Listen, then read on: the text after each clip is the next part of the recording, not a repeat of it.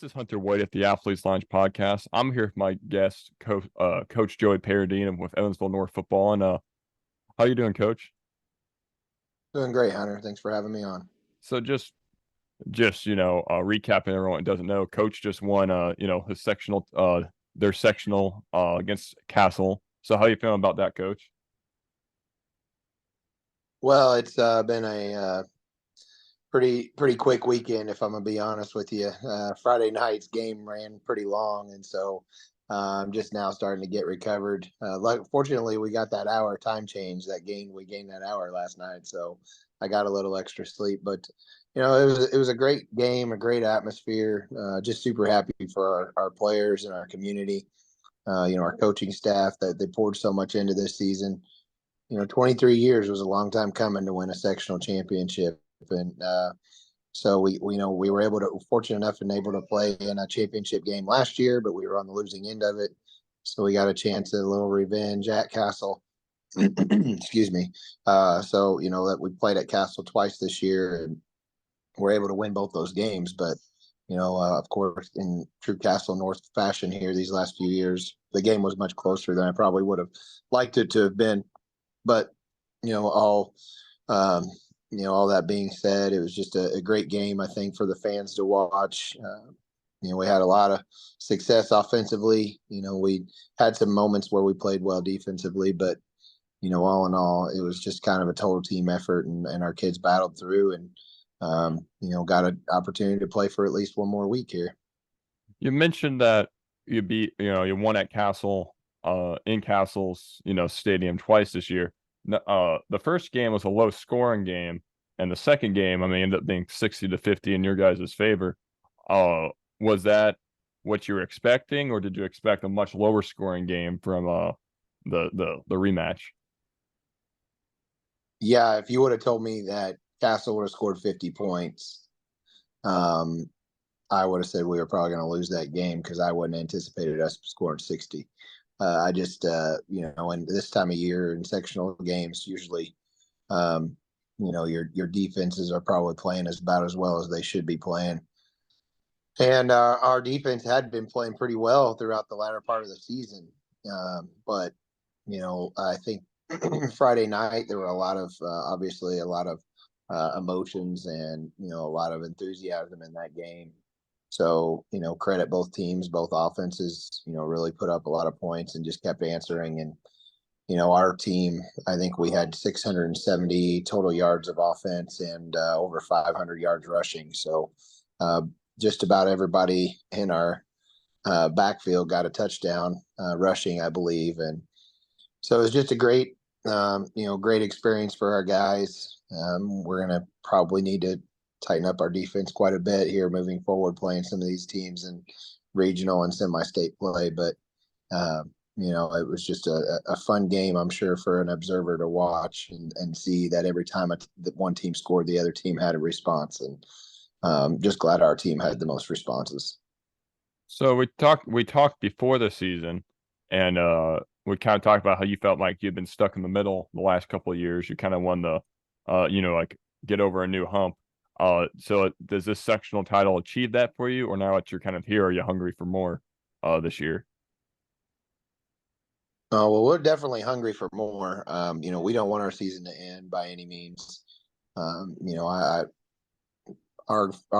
first goals obviously were to win the conference and then win a sectional championship. So we achieved one out of two of those. And now that we've won, now the sky's the limit. We're going to have our work cut out for us. We're playing the number 2 team in 5A in Bloomington South, and we've not had a home game in this postseason yet. So it's not going to be easy. But I think our kids understand that anything that's worth doing, it's worth doing well. So hopefully our guys come out with the right mentality. They're not going to be too big. Hopefully the moment's not going to be too big for them because they do have an opportunity, I think, to not only, play and compete in this game, but to win this game and can potentially make a deeper run into the tournament here and play for a state championship. I think ultimately, our guys deep down, while we wanted to win a sectional, really want to keep playing deep into the postseason. So I know that's my goal. That's as a personal coach, as for a coach personally, I would love to see our team be able to play for a state championship, but you can only do it one game at a time. So sectional championship had to be first, and now we got a chance for at a regional here. As a coach, how do you get your team prepared for the regional game after you just won a sectional? And obviously, when you're a high school kid, you quite it. High school kids enjoy winning. But how do you get your team focused now on next game up? Well, I mean, we told the kids to make sure they enjoy it this weekend, and I think a lot of them are probably getting recovered. It was a physical game, so I think a lot of them are just trying to let their bodies rest. And but we had already brought them in yesterday morning on Saturday to kind of just kind of talk through everything and kind of let them know what our week's going to entail. So we'll get the week started here on Monday with a good solid install practice, and Tuesday, Wednesday, ramp it up. Thursday, make sure we fine tune things, and then be ready to play on Friday. So, when you get into the postseason here, it's as much as you want to try to game plan for the other team, it's really just about making sure you go out and execute and play your best football. If we do that, then we're a really good team, and we can play with just about anybody. When we don't do that, then obviously it makes it a lot tougher on ourselves. And when you play good teams, you're usually going to be on the losing end of those things. So hopefully our guys, understand that it's going to take a great week of practice, a great week of preparation, and then ultimately playing our best game on Friday night. So going back to the sectional victory as a coach, what's it like on the sideline when your team's scoring 60, but also the other team scored 50? Well, I told a lot of people that I aged a lot, on Friday night. I think that's kind of the old cliche or the old adage, but seriously, it felt like time was standing still in that game, especially in the third quarter. We would score, and I look up, and I'm like, how is there no time running off the clock?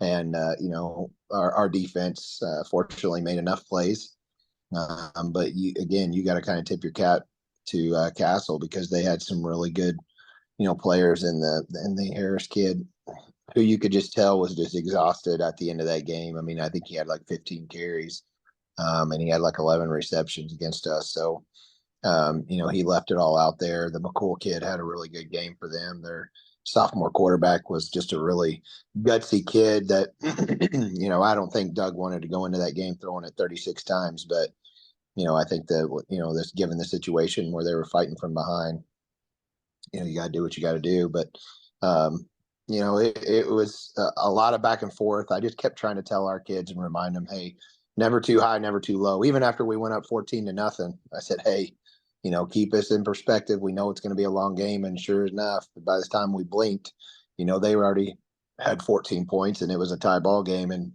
same message at halftime, same message after they scored, coming right out of halftime. And we come back and answer on like a one or two play drive, and then again we go up pretty quickly by a couple of scores, and then here they come chipping away again. So it's just the same message throughout the night. Just kept telling them, hey, we got to stay right here, stay in the moment, keep playing till the end, and then we can celebrate when it's done. So I think the kids really responded well to that. We had a few moments where I think some guys were freaking out a little bit, but for the most part, I think our kids played pretty level-headed and really did a good job of staying in the moment and making sure we won that victory. So was this season what you're hoping for when we talked earlier in the year? Yeah, I mean, I think I would have preferred that we, won, some of those other bigger games against Wrights and Memorial. I think even if we get one or two, of those victories. We lost to Jasper. We still haven't beat Jasper yet since I've been here, and so those three losses sting a little bit. I mean, especially when you look back. I think Memorial game, we just did not play very well offensively. That game was really never much closer than the 17-0 score. But you look at the Wrights game, we gave up 24 points in the first half, but we also had a touchdown called back. We also had a fumble on the 1 yard line as we were going in to score. So, I mean, you kind of ask yourself what if, because we could have been 24-21 and given ourselves a chance to win that game. But those things are all behind us now, and really it's just about making sure we play as long as we can in the postseason here. So yeah, I think being able to at least accomplish one of those two goals of winning a conference championship or a sectional championship.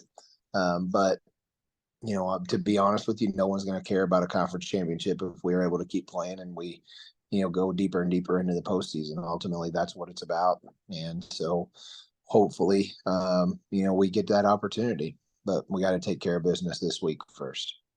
So looking forward to Bloomington South, any don't give away your game plan, of course, but anything you're looking at to try to stop, anything you're looking at to, try to do against them? Well, I'm gonna be honest. I'm still really trying to dive into their film and try to see what kind of team they are. We don't play any similar opponents, of course, and we haven't played them since I think my second year here at North, and we went there and played them, and they beat us pretty handily in that game.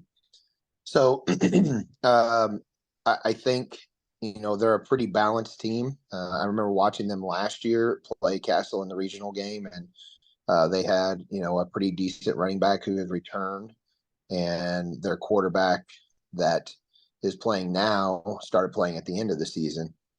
And just kind of looking at his statistics, he really is a talented player. It sounds like, because he's thrown for nearly 2,000 yards and has 31 touchdowns, still only 4 interceptions.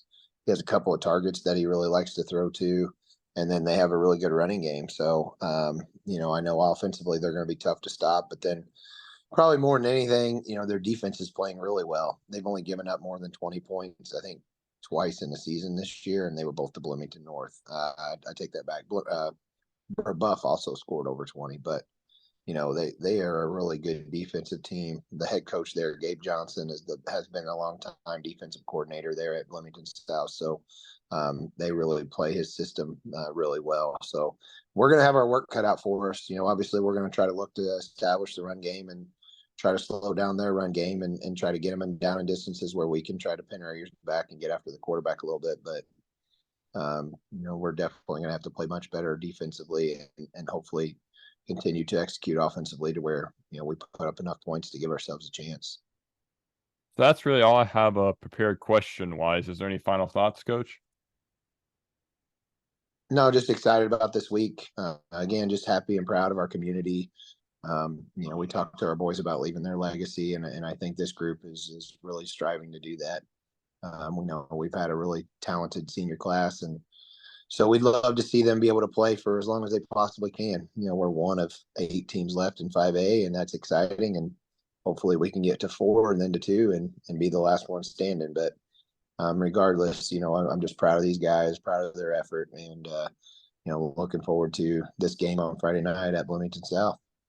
Well, I've been Hunter Wade at the Athletes Lounge podcast. This has been Coach Joey Paridaen of Evansville North, and thanks for coming on, Coach. Yeah, I appreciate it. Appreciate all you do, Hunter. Hey guys, this is Hunter Wade at the Athletes Lounge podcast. Please like, share, and subscribe where you can. Thanks.